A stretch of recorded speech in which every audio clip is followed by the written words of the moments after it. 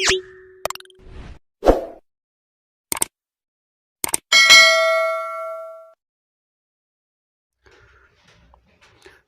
दोस्तों, Indian master academy की online class में मैं प्रकाश कुमार आपका स्वागत करता हूं। आज हम लोग देखेंगे क्लास 12th हिस्ट्री के सेट नंबर 2 को। इसमें 40 सवाल पूछे गए हैं और यह पूर्णतः जो दिसंबर में एग्ज़ाम होगा उस मॉड्यूल पेपर के हिसाब से तैयार किया गया प्रश्न पत्र है। आप इसमें देख करके यह अनुमान लगा सकते हैं कि हमारा जो दिसंबर में एग्ज़ाम होगा ये किस प्रकार से होगा। तो बिना विलंब किए हुए हम लोग प्रश्न पत्र की ओर बढ़ते हैं और सभी का उत्तर जानने का प्रयास करेंगे। पहला हमारा सवाल है कि सिंधु घाटी सभ्यता के लोग दर्पण सिंधु घाटी सभ्यता के लोगों का दर्पण किसका बना हुआ था। तो सिंधु घाटी सभ्यता के लोगों का दर्पण जो है ये तांबा का बना हुआ था। ऑप्शन बी जो है ये सही होगा। अगला हमारा सवाल है कि सिंधु घाटी सभ्यता में प्राप्त 3 मुख वाले एक पुरुष देवता को योगी की मुद्रा में सिंहासन पर बैठे हुए दिखाया गया है, जिसकी पहचान पशुपति शिव के रूप में किसने की है।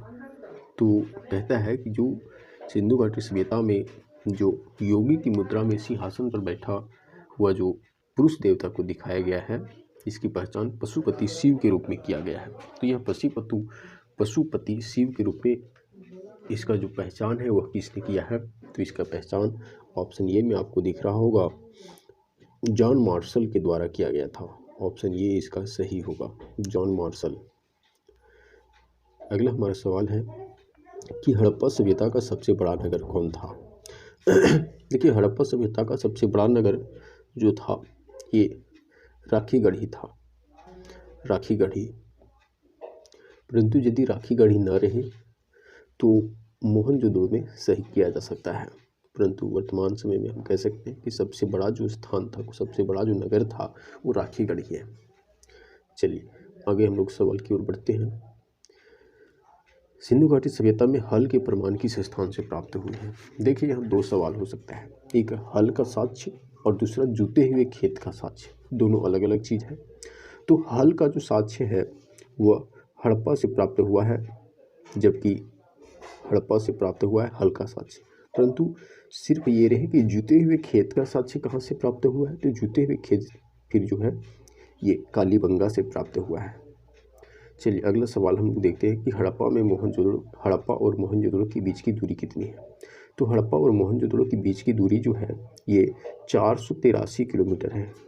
कई लोग आपको कुछ दूसरा बताएंगे, लेकिन ये 483 किलोमीटर ही सही होगा।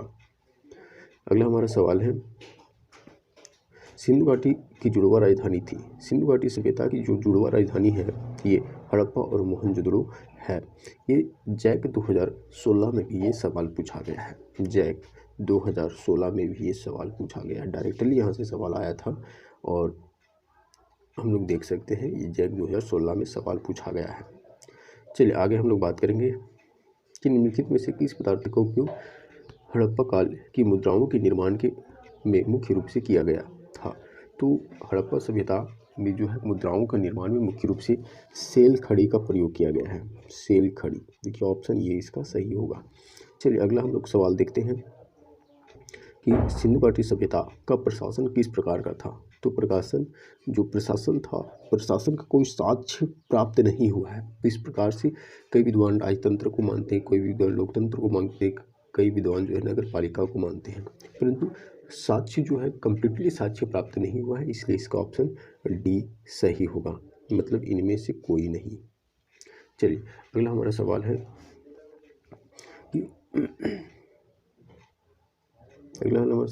है कि हड़प्पा सभ्यता के संपूर्ण क्षेत्र का आकार किस प्रकार का था। तो हड़प्पा सभ्यता के संपूर्ण आकार जो है ये त्रिभुजाकार था।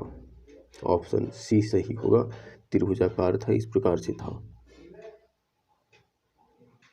से था सिंधु घाटी सभ्यता का आकार। चलिए अगला हम लोग देखते हैं कि हड़प्पाकालीन स्थलों में अभी तक किस धातु की प्राप्ति नहीं हुआ है? तो हड़प्पाकालीन स्थलों में जो है ये लोहा की प्राप्ति अभी तक नहीं हुई है, लोहा की प्राप्ति कहीं भी नहीं हुई है। चलिए अगला सवाल हमारा है कि मौर्य साम्राज्य की स्थापना किसने की थी? ये मॉड्यूल सेट 1 में भी था और ये 2 में भी रिपीट किया गया है क्वेश्चंस। तो मौर्य साम्राज्य की स्थापना जो है चंद्रगुप्त मौर्य ने किया था। अगला है कि मेघदूतम के लेखक निम्न में से कौन है? मेघदूतम के लेखक जो है कालिदास हैं। कौन है? कालिदास हैं। चलिए अगला हमारा सवाल है कि मौर्य काल में गुप्तचरों को क्या कहा जाता था? तो मौर्य काल में जो है गुप्तचरों को रूढ़ पुरुष कहा जाता था। क्या कहा जाता था? रूढ़ पुरुष। चलिए अगला हमारा सवाल है कि मौर्य वंश की स्थापना कब हुई थी? मौर्य वंश की स्थापना जो है ये 322 ईस्वी में चंद्रगुप्त मौर्य के द्वारा किया गया था। अगला सवाल है सवाल नंबर 15, मेगास्थनीज की पुस्तक को किस नाम से जाना जाता है? तो मेगास्थनीज की पुस्तक को इंडिका नाम से जाना जाता है। चलिए अगला है कि कौशल की राजधानी कहाँ थी? कौशल की राजधानी श्रावस्ती है। कहाँ है? श्रावस्ती थी।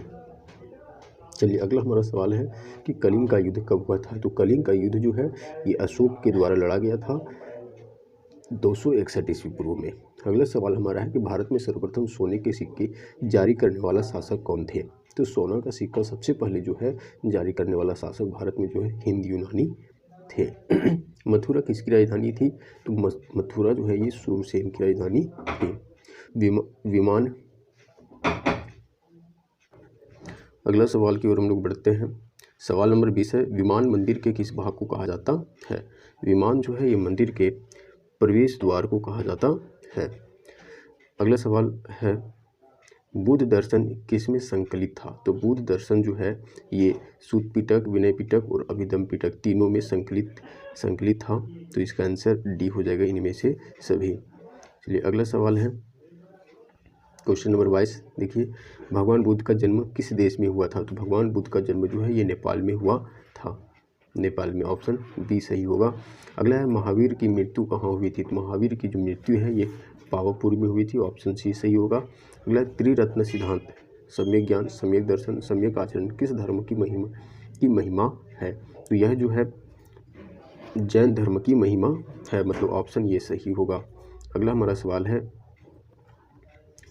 महावीर स्वामी का जन्म कब हुआ था?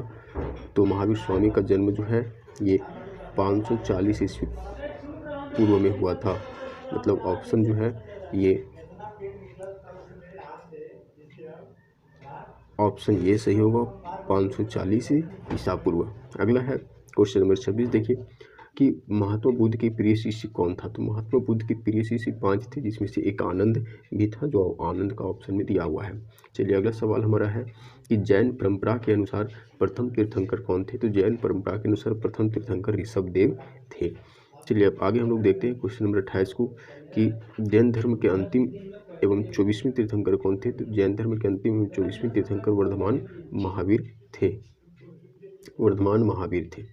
अगला हमारा सवाल है क्वेश्चन नंबर 29 कि आईनी अकबरी के लेखक कौन थे? तो आईनी अकबरी के लेखक जो है अबुल फजल थे। अबुल फजल थे। अगला हमारा सवाल है कि आयन ये दहशाला पद्धति के प्रतिपादक कौन थे? तो आयन ये दहशाला पद्धति के प्रतिपादक राजा टोडरमल को माना जाता है, जो अकबर के वित्त मंत्री भी था। अगला हमारा सवाल है कि अकबर कालीन साम्राज्य के 12 प्रांतों की विस्तृत सूचनाएं आईनी अकबरी के किस भाग में दी गई है? तो आईनी अकबरी के जो है ये सी, ऑप्शन सी होगा। मुल्क आबादी में जो है ये 12 प्रांतों की विस्तृत सूचनाएं दी गई है। चलिए अगला हमारा सवाल है कि अकबर ने फतेहपुर सीकरी में इबादत खाना का निर्माण कब कराया था? तो अकबर ने फतेहपुर सीकरी में इबादत खाना का निर्माण जो है ये